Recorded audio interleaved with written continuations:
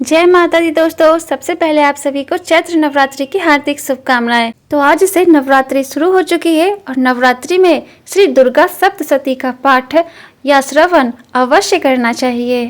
तो आज की वीडियो में हम श्री दुर्गा सप्तशती पाठ का प्रथम अध्याय सुनेंगे। इस अध्याय में मेधा ऋषि का राजा सुरथ और समाधि को भगवती की महिमा बताते हुए मधु कैटभ वध का प्रसंग सुनाना। श्री दुर्गा सप्तशती प्रथम अध्याय प्रारंभ। विनियोग। इस प्रथम चरित्र के ऋषि ब्रह्मा, देवता महाकाली, छंद गायत्री, शक्ति नंदा, बीज रक्त दंतिका, तत्व अग्नि व स्वरूप ऋग्वेद है। महाकाली के प्रसन्नार्थ प्रथम चरित्र के जप में विनियोग किया गया है। ध्यानम।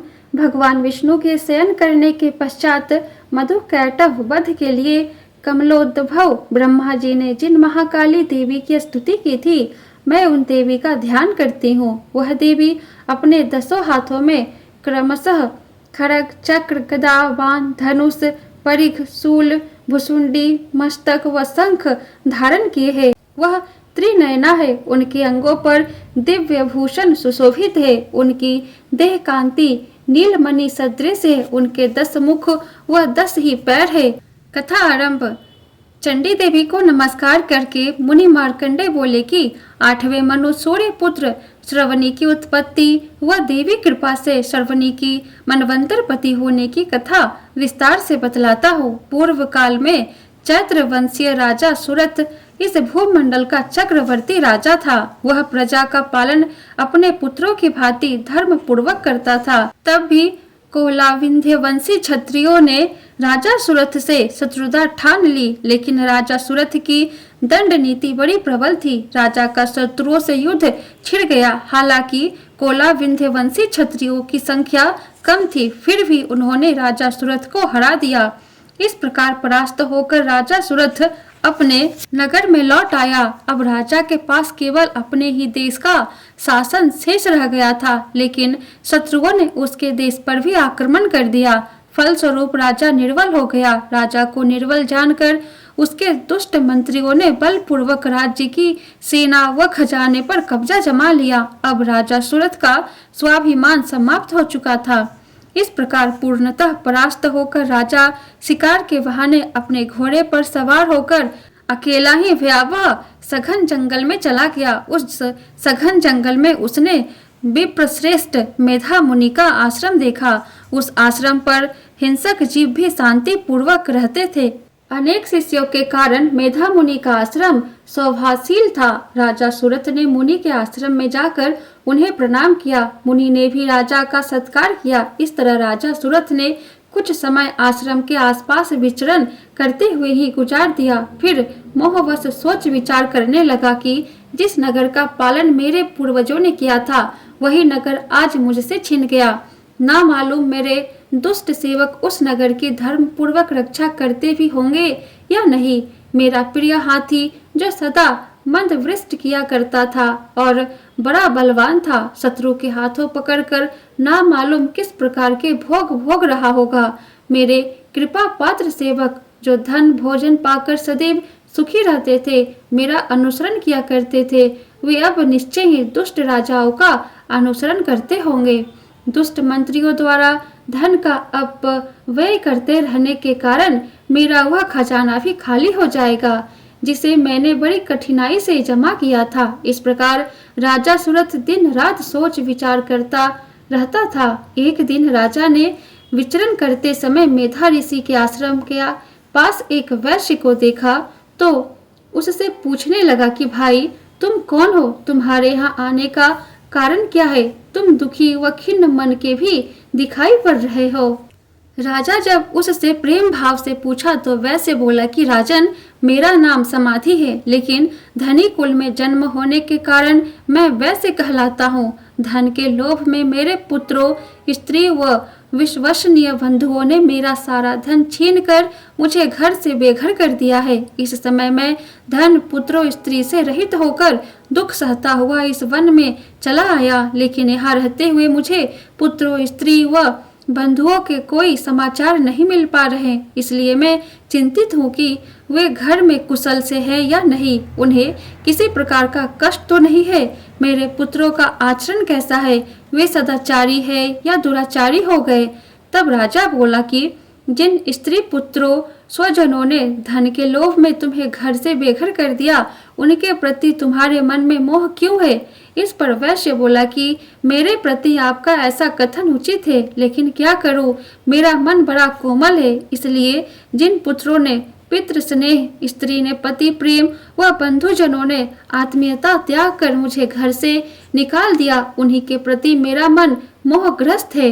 हे महामते, निर्गुणी बंधुजनों के प्रति मेरे मन में मोह क्यों है? इस बात को जानकर भी मैं नहीं जान पा रहा हूँ और उनके प्रति दीर्घ श्वासें ले रहा हूँ। यद्यपि उन लोगों में प्रेम नाम की कोई चीज नहीं है, फिर भी मेरा मन उनके प्रति कठोर नहीं हो पा रहा। मैं क्या करूँ?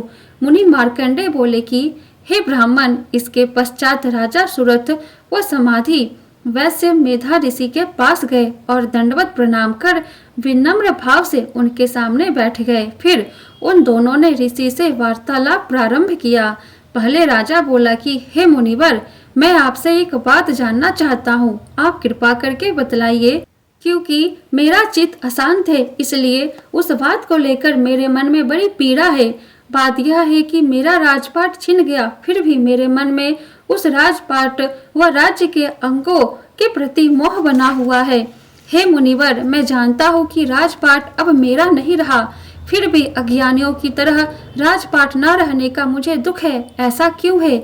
मेरी ही तरह यह वैसे भी अपने घर से अपमानित करके निकाला गया है। इसके भी पुत्रों, स्त्री व सेवकों ने इसे त्याग दिया है। बंधुजन भी इसके अपने नहीं रहे, फिर भी इसके मन में उनके प्रति मोह बना हुआ है। इस तरह हम दोनों ही बहुत दुखी है। हे महाभाग, हम दोनों ही समझदार है, फिर भी हम में मोह क्यों है? अज्ञानियों की तरह हम दोनों में ही यह मूढ़ता है।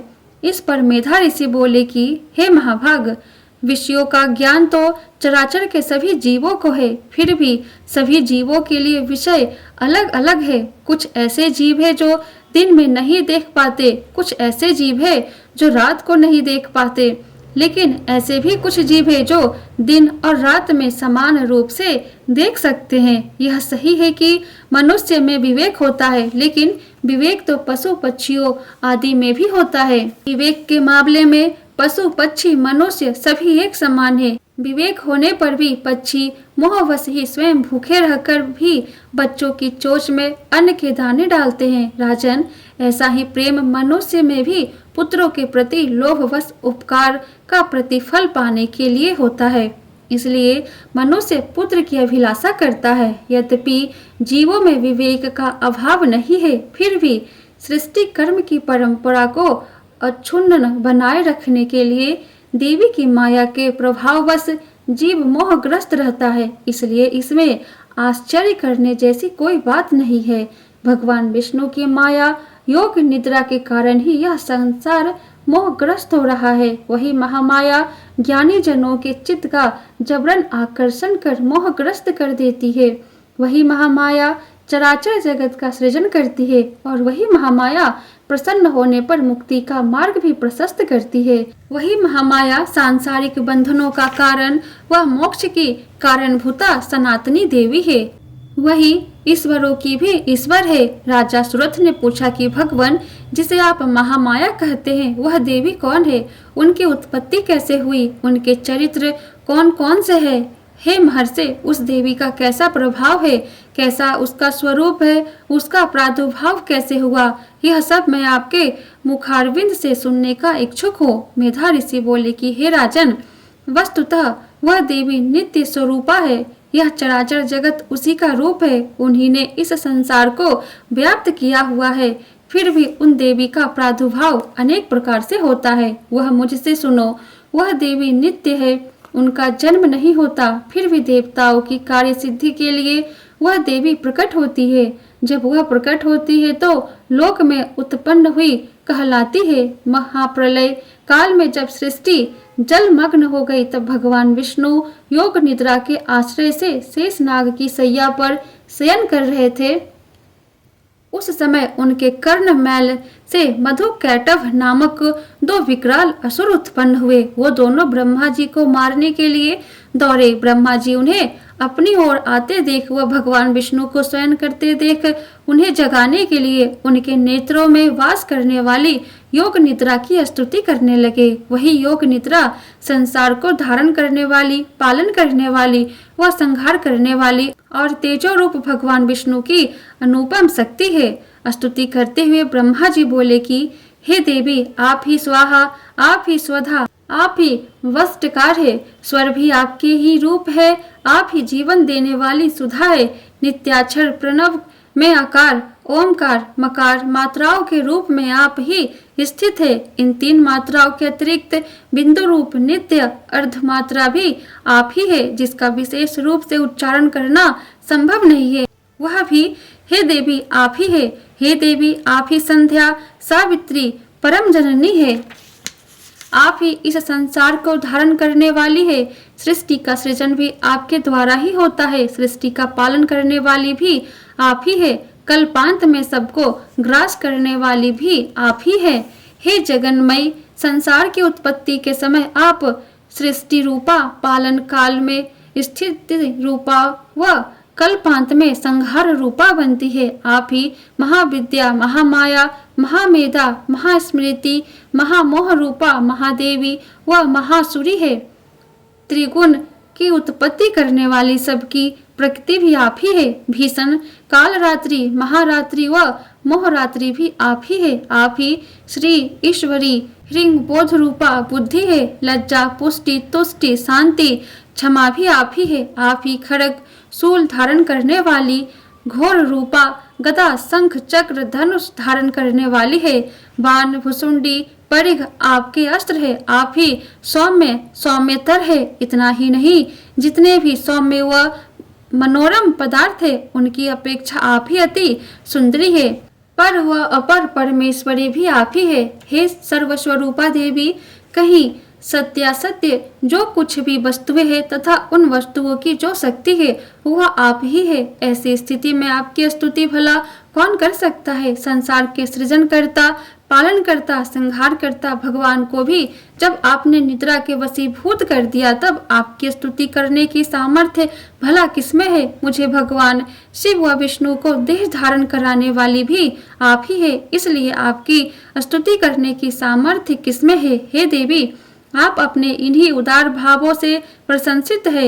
ये जो मधु कैटभ आदि भयंकर राक्षस है, इनको आप मोहग्रस्त कर डाले और भगवान विष्णु को शीघ्र ही जगाने के साथ इनमें इन असुरों के वध की बुद्धि भी उत्पन्न कर दे।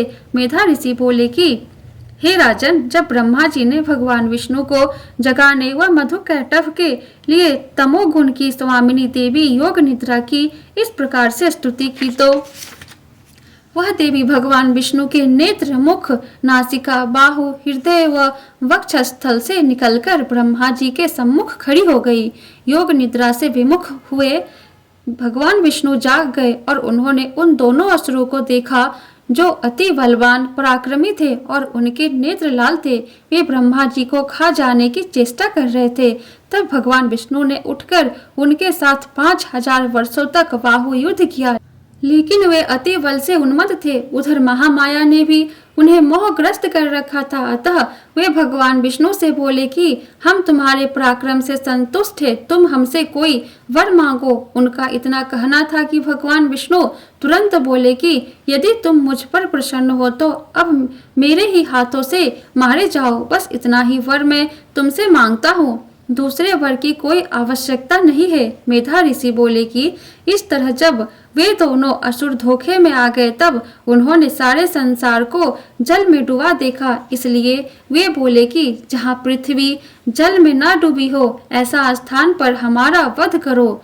ऋषि बोले कि तथास्तु कहकर भगवान विष्णु ने उन दोनों को अपनी जंघा पर डालकर सुदर्शन चक्र से उनके शीश काट डाले। इस तरह देवी महामाया ब्रह्मा जी द्वारा स्तुति किए जाने पर प्रकट हुई थी।